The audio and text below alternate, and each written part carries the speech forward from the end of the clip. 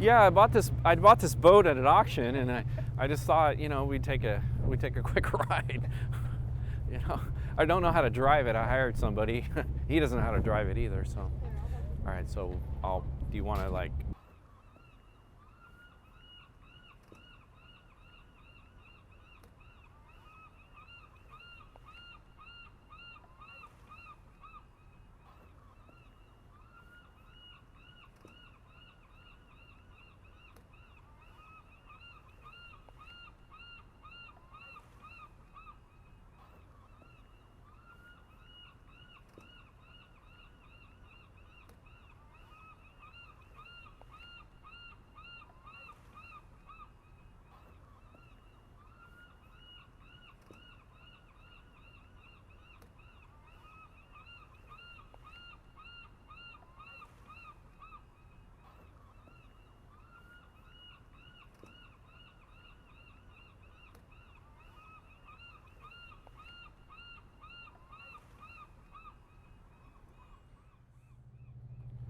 Good morning, guys. We're on our way to Port Townsend this morning.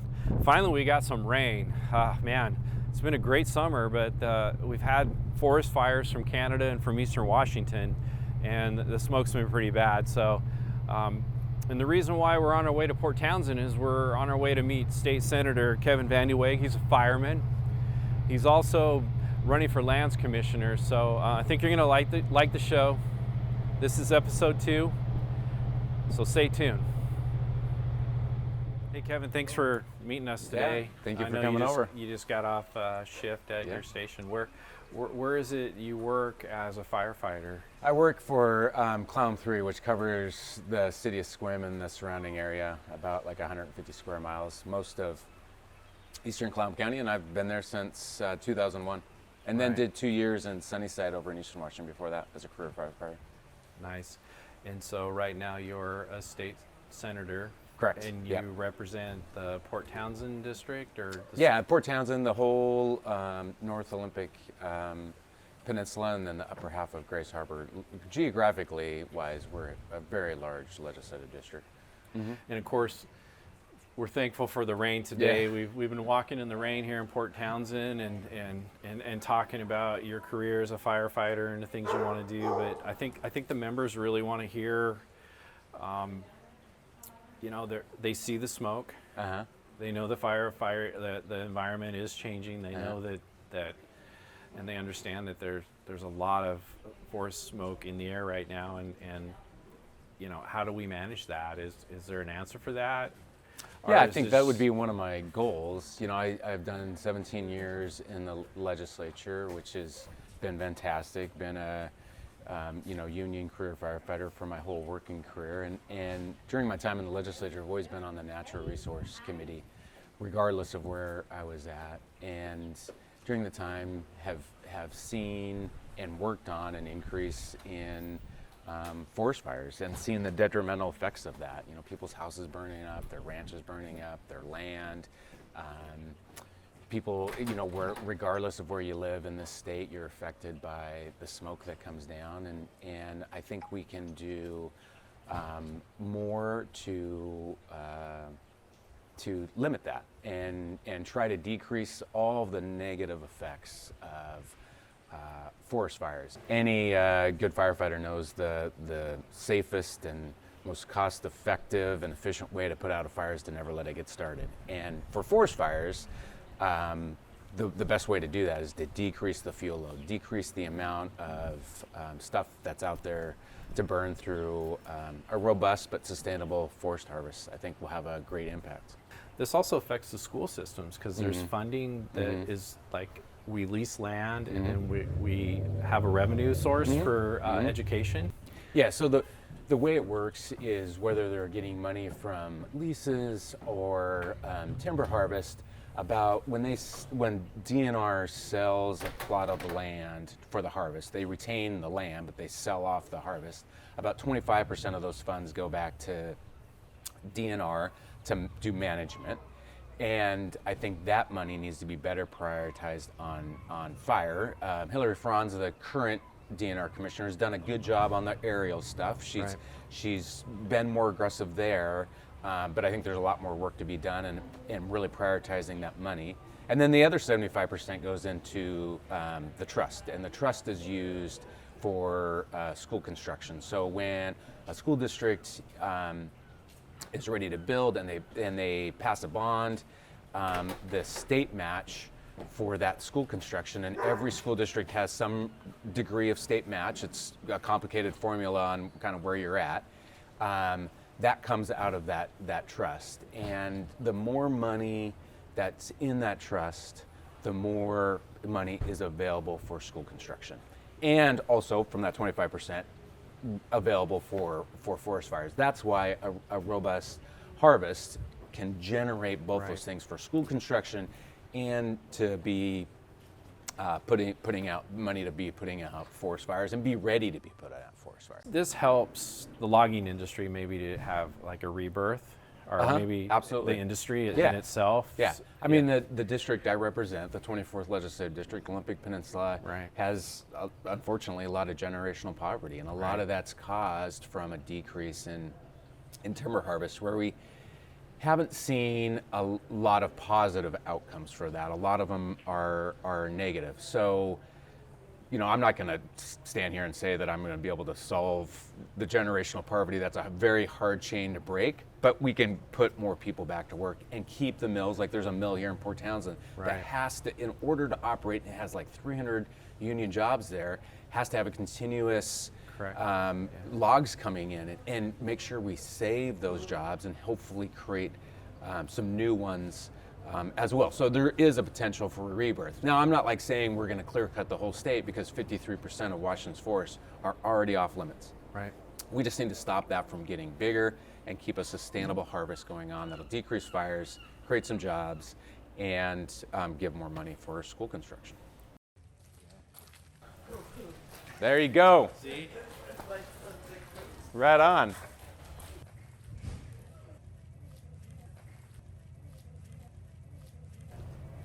So Kevin, you grew up in Washington State? Yeah, I grew up in Whatcom County, north of Bellingham. Went to Meridian Public Schools and started volunteer firefighting up there, and then went to college for some fire stuff down in the Linwood Edmonds Community College area.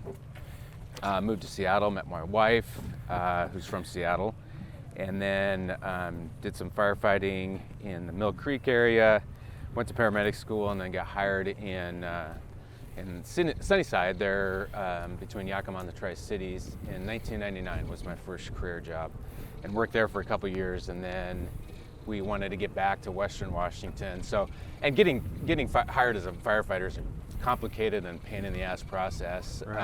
Right. So I did some testing around, and Squim offered us a job, and we came here and have just loved the Olympic Peninsula. It's a great place to live and recreate, and we count ourselves very fortunate. Raised our kids here. Nice. Yeah. And you're a Mariners fan. We were talking about that.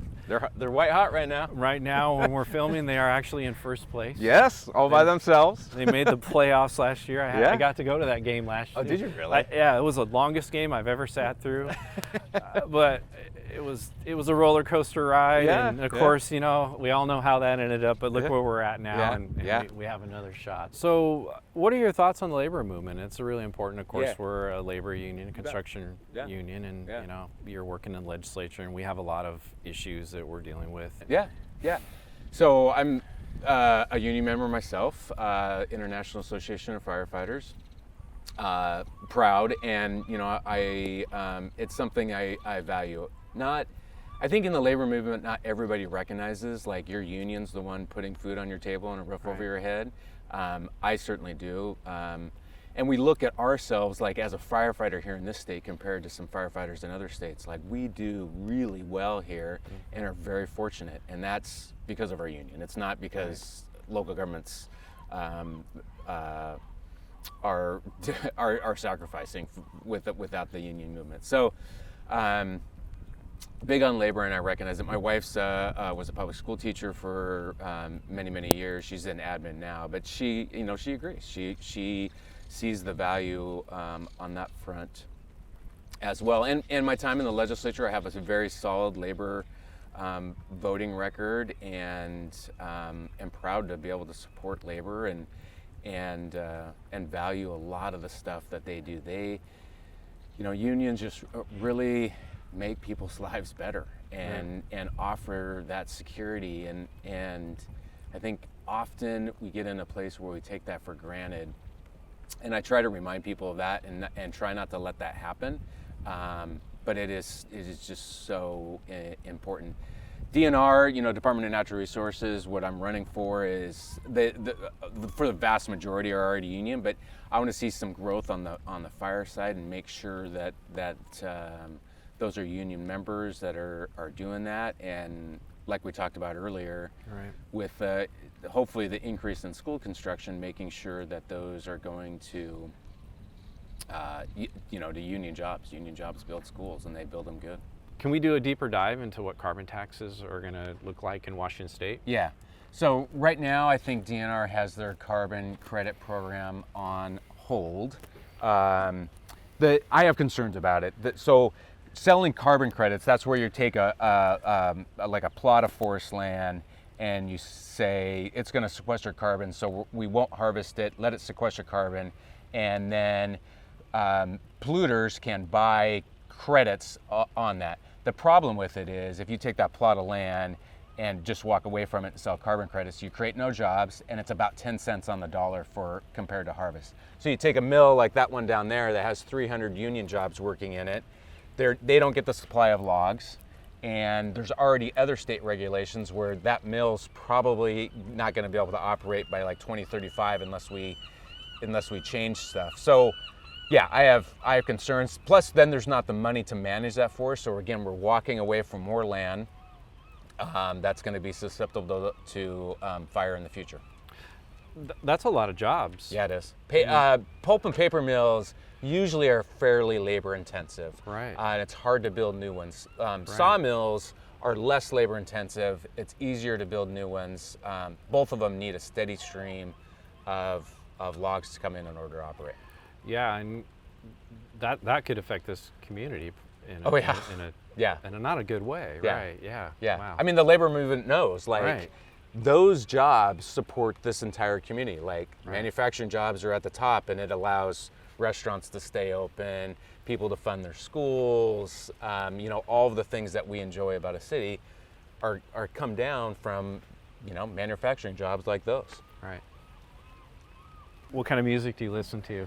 I have Sirius XM in the car, and I usually listen to the Spectrum, which is kind of, the spectrum of rock.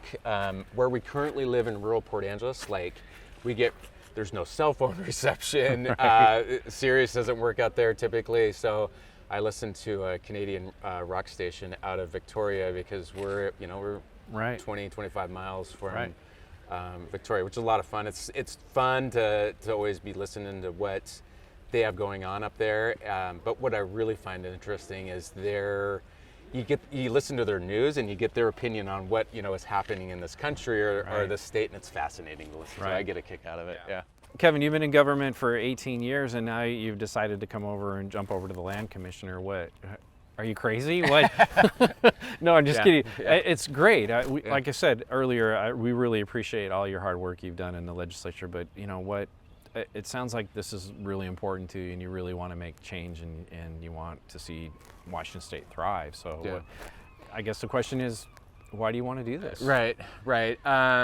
I want to do it because I want to decrease the amount of forest fires that affects every Washingtonian. But during my 17 years, which will be 18 years in the legislature, I've always been on the Natural Resource Committee. My time in the Senate, I've chaired the Natural Resource Committee. I'm familiar with it. I represent a timber-dependent district that is also dependent on water use. I've been a career firefighter my whole life. I mean, I find it a natural fit and something that I'm passionate about. I'm passionate about decreasing the amount of forest fires we have, having better schools, making sure that labor is a big part at the Department of Natural Resources, and creating jobs in the district like I have through a sustainable harvest. So this opportunity came up. It's not something I had envisioned doing, but I couldn't let it pass by. And this is kind of the end of my government career. If I can get this, I'm not going to run for anything else ever. Like this is what I've worked my whole life to do, and I hope through some hard work and your guys' support, I'll be able to get in there. Well, you have that for sure. Thank you. Definitely.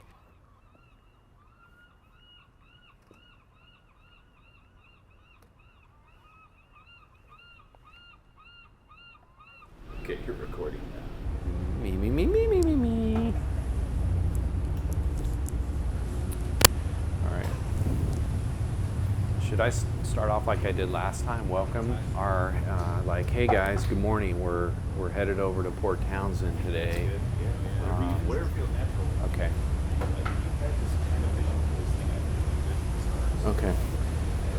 Okay.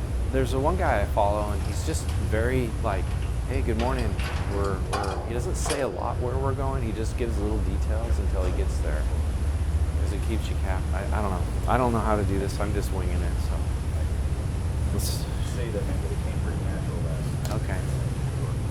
How's that? Should the mic be? Should I wear glasses or no glasses? Okay. We'll head out to the dock out there, and we'll get some shots out front.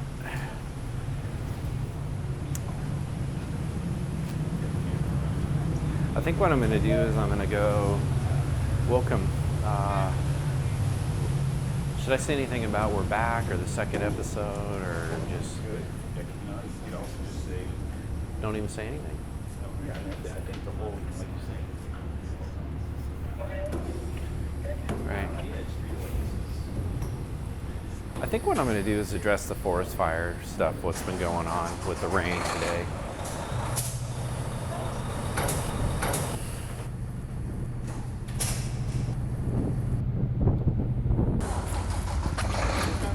Me.